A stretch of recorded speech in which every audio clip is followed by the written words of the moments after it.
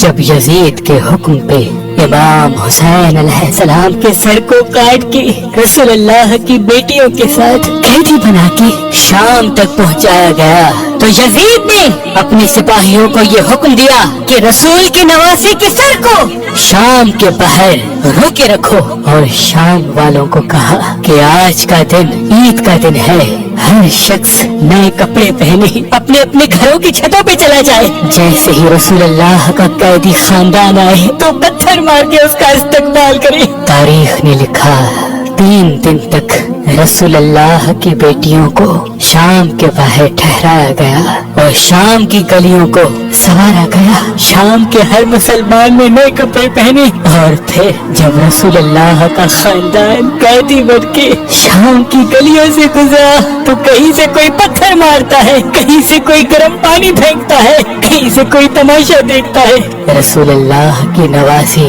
Be be زینب سلام اللہ علیہا بے چادر شام کی گلیوں سے چل رہی ہیں، اور امام حسین علیہ السلام کا سر نوکے نیزہ پہ قرآن کی تلاوت کر رہا ہے۔ بس جیسے ہی قیدی سادات یزید کے محل میں پہنچے، یزید نے امام حسین علیہ السلام کے سر کو سامنے رکھا، ہاتھ میں لاٹھی کو لے کے امام حسین علیہ السلام کے سر کی توہین کرنے لگا۔ اس وقت یزید کے محل میں روم کا ایک سفیر موجود تھا۔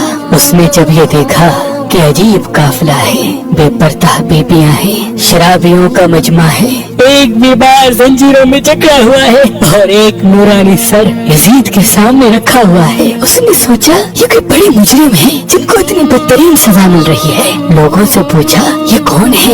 کسی نے کہا یہ فاطمہ اور علی کا خاندان ہے، یہ جو عورتیں دیکھ رہے ہو یہ فاطمہ کی بیٹی ہے، اور جو یہ کٹا ہوا سر دیکھ رہے ہو یہ فاطمہ کے بیٹے کا سر ہے۔ وہ پوچھنے لگا کون فاطمہ؟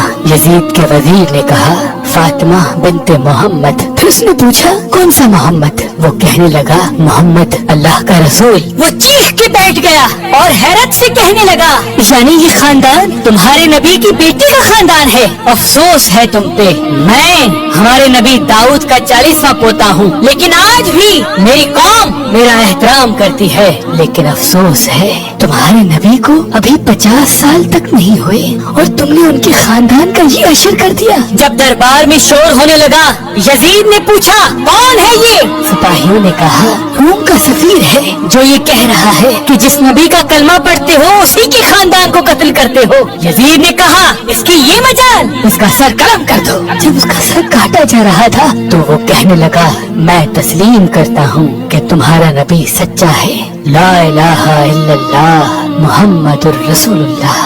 سپاہیوں نے پوچھا ہم مسلمان تو تمہیں قتل کر رہے ہیں، تم ہمارے نبی کا کلمہ کیوں پڑھ رہے ہو؟ وہ کہنے لگا کل رات میرے خواب میں عیسیٰ مسیح اور حضرت داؤد علیہ السلام آئے تھے اور وہ فرما رہے تھے کہ تمہاری وجہ سے ہمارا سر اونچا ہوگا، تو آخری سچے نبی محمد کے نواسے کے لیے سچ کہتے ہوئے مارا جائے گا۔ اے لوگوں میں تسلیم کرتا ہوں تمہارا نبی سچا ہے، لیکن افسوس ہے تم لوگوں نے اپنے نبی کی صداقت، شرافت اور ان کے خاندان کی قدر نہیں کی۔